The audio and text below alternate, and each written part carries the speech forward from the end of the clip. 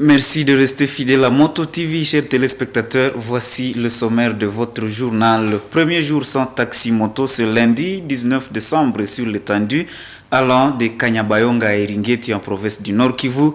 Les réseaux de taximens du Congo RETAC en sigle se surgent contre les taxes illégales ainsi que des arrestations arbitraires dont sont victimes les conducteurs et leurs clients dans cette région. Des femmes de la commune Boulamba et Boulengera ont échangé ce lundi 19 décembre autour de la question sécuritaire qui prévaut dans ces deux communes. Ces femmes craignent pour leur sécurité après l'implantation de plusieurs positions militaires aux côtés de leurs habitations pendant cette période de festivités. C'est tout pour le sommaire.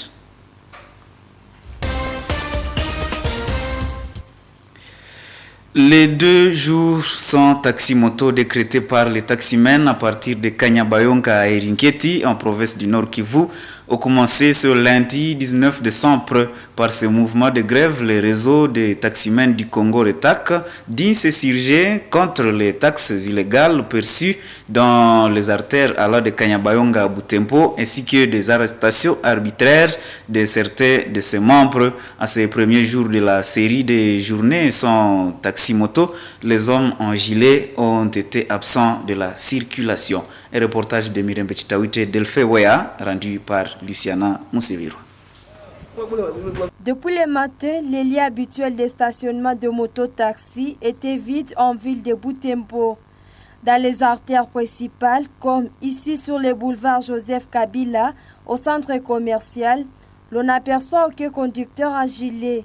Des motos qui circulent sont conduites par des individus qui ressemblent aux particuliers.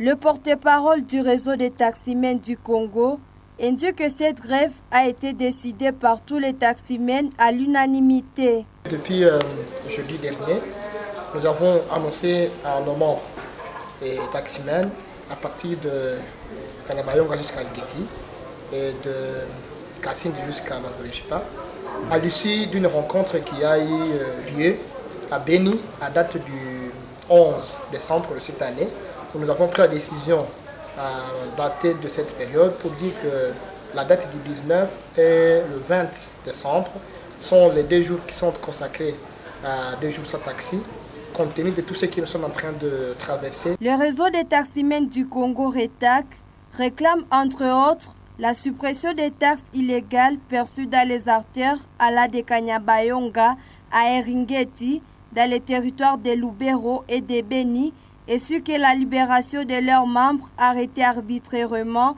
sous prétexte de collaborer avec des miliciens Maï-Maï. Nous sommes en train de déplorer le comportement selon lequel nos taximens sont victimes à beaucoup d'histoires. Ils sont accusés à tort et à travers que ce sont eux qui collaborent, tantôt avec les ennemis, alors qu'on pour mission d'assurer les transports. Suite de toutes ces tracasseries que nous rencontrons dans la route, les tracasseries, à part le péage de route que nous devons payer d'une manière donc loyale et légale, mais vous allez rencontrer dans la route où on rencontre les acteurs de transport, les FRDC qui érigent des barrières, alors qu'ils sont payés par les gouvernements. Vous allez rencontrer par exemple dans une route des recettes agricoles, des agents de circulation routière. On se pose la question, ils sont là pour la réglementation de la route ou bien ils sont là pour le contrôle des biens et des personnes. Tout est document dûment signé par le gouvernement. Et on te demande encore les MADES, on te demande des cafés pour les militaires. La série de journées sans taxi, décrétée par les réseaux des taximens du Congo, ira de ce lundi 19 décembre à ce mardi 20 décembre 2022.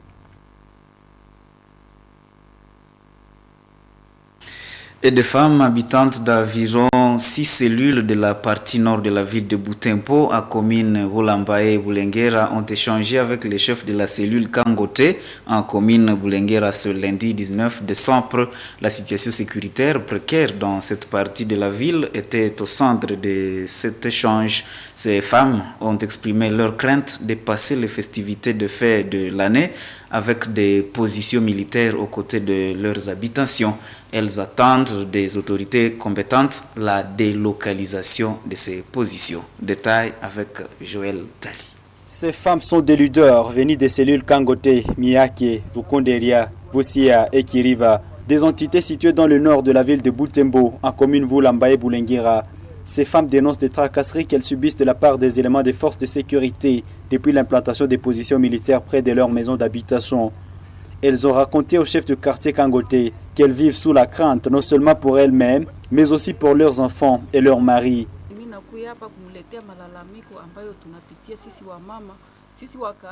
Nous sommes venus présenter nos réclamations auprès du chef de la cellule Kangote. Nous souffrons depuis l'installation des militaires à l'antenne de Mihaki. Nous n'avons plus l'accès à l'église, l'école non plus. Même l'hôpital de l'unité qui nous aidait ici à Mihake est difficile d'accès. Ils occupent des parcelles des habitants sans permission. Ils y construisent leurs abris et occupent aussi des maisons des particuliers en fuite. Des habitants craignent d'aller dans leurs propres parcelles. Ils sont en fuite. Nous leur accordons 48 heures pour libérer cet endroit en vue de nous permettre de regagner nos domiciles et fêter Noël dans la quiétude. Des militaires sont arrivés chez moi environ à 3 reprises. Ils m'ont tracassé. Ils sont entrés dans ma chambre et faire tout ce qu'ils voulaient. Ils m'ont demandé de l'argent et emporté tout ce qu'ils voulaient. Je suis fatiguée de fuir. Les enfants ont peur de leur propre maison. Je passe nuit seule à la maison et je me sens vraiment dérangée. Les militaires considèrent toute femme comme épouse des Maïmaï. Pourtant, nous ne savons rien des Maïmaï ni de leurs cachettes. Tous nos enfants du quartier sont considérés comme Maïmaï. Ils les traquent pour les amener à destination inconnue. Déjà vers 19h, on les voit venir chercher les responsables de la famille. Le chef de la cellule Kangote, qui a accueilli cette trentaine de femmes, se réjouit de l'initiative de cette rencontre. Il promet canaliser leurs réclamations vers qui de droit. J'ai reçu des femmes ce matin. Elles sont venues en se lamentant et d'autres en pleurant. Elles disent être dérangées par les militaires installés à l'antenne de Mihaki. Je leur ai fait savoir que je ne pourrais pas leur donner réponse tout de suite et que je vais canaliser leurs requêtes auprès des chefs de quartier et auprès des bourgmestres. Depuis environ 6 mois, la situation sécuritaire s'est détériorée dans la partie nord de la ville de Butembo. Plusieurs attaques des présumés Maïmaï ont été enregistrées contre des positions militaires érigées dans cette partie. La population civile dénonce des tracasseries militaires dans ce coin. Une situation qui a fragilisé la collaboration entre civils et militaires dans des quartiers situés dans le nord de la ville de Butembo. Et toujours en page sécuritaire, les forces armées de la République démocratique du Congo ont mené une opération de bouclage le matin de ce lundi 19 décembre au quartier Wayene, en commune de Boulenguera. Plus de 20 personnes ont été interpellées par ce service de sécurité. Parmi ces personnes arrêtées figure le chef de la cellule Vigna Wanka. Cette situation a été à la base d'une paralysie d'activité dans cette partie de la ville de Butembo. Gérard Mourefou pour plus de détails. Au réveil, les habitants de la cellule Vinyawanga, Boulenguera et Kangeli du quartier Wayene ont été surpris par la présence des éléments FARDC à pleine opération de bouclage. Les sources sur place renseignent qu'à leur passage, le militaire FARDC était en train d'arrêter tous les jeunes garçons rencontrés sur leur chemin. 2 personnes arrêtées étaient transférées au camp militaire de Rwanda. À croire le chef adjoint de la cellule Vinyawanga, Kasereka Florent, au moins 20 personnes ont été interpellées par les éléments FARDC.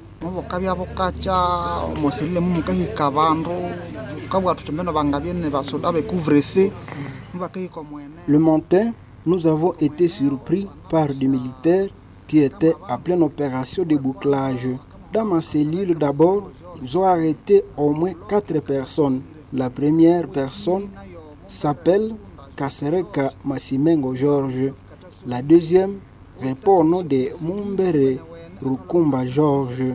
La troisième personne, c'est le chef de cellule lui-même qui répond au nom de Katembo Moïsa Simbeke.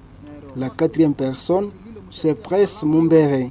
Ces militaires ont aussi ravi 40 000 francs dans la parcelle du chef de cellule. On ne s'attendait pas à une telle situation.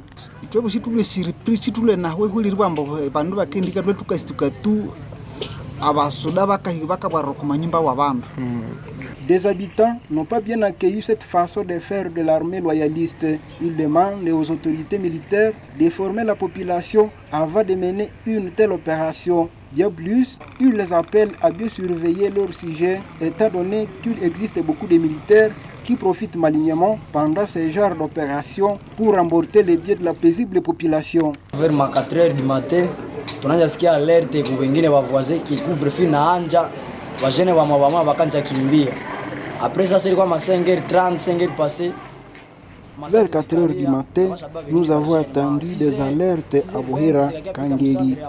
Quelques minutes après, nous avons aussi auditionné des coups de feu. Vers 5 heures, nous avons vu des camarades des militaires qui étaient déjà remplis de jeunes supposés être des Maïmaï. Les jeunes arrêtés sont vraiment des innocents. Les autorités militaires doivent normalement libérer ces jeunes. Ils ne sont pas des rebelles.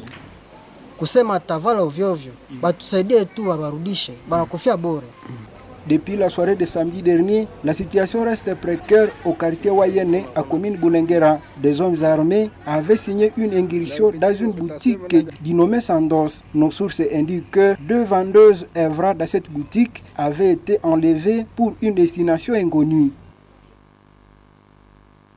Et toujours en ville de Butembo, nous parlons de cette page culturelle. L'Institut de Butembo a remporté la première demi-finale du concours d'éloquence des écoles secondaires organisées en ville de Butembo par la fédération dénommée Les Débatteurs sans frontières. Cette demi-finale a eu lieu samedi 17 décembre 2022 dans la salle est de l'Institut Kambali. Les élèves de l'Institut de Butembo ont gagné ceux de l'Institut Kambali. Delphi Weya pour le reportage. Ici dans la salle est de l'Institut Kambali, ont débattu l'Institut Kambali et l'Institut de Butembo. C'était devant un public composé de plusieurs centaines d'élèves venus majoritairement de 2 écoles qui ont concouru. Un spectacle émouvant pour ces 2 rangées. À la gauche, les partisans de l'Institut de Butembo et ici à la droite, les partisans de l'Institut Kambali. La première rubrique, c'est le débat. Les sujets retenus, la prolifération des sectes en RDC à des défis économiques. Dans cette matière, les arguments de l'Institut Kambali ont pris le dessus sur ceux avancés par l'Institut de Butembo. On n'a pas le temps de consacrer tout ce temps au secte. En tout cas, il n'y aurait pas de création de secte, sinon on n'aurait pas de fidèles.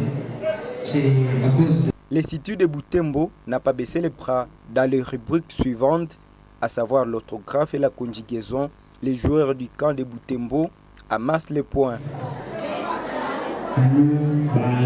Au terme du match de la délibération du jury à huis clos, l'Institut de Butembo sort victorieux et arrache provisoirement une place en finale.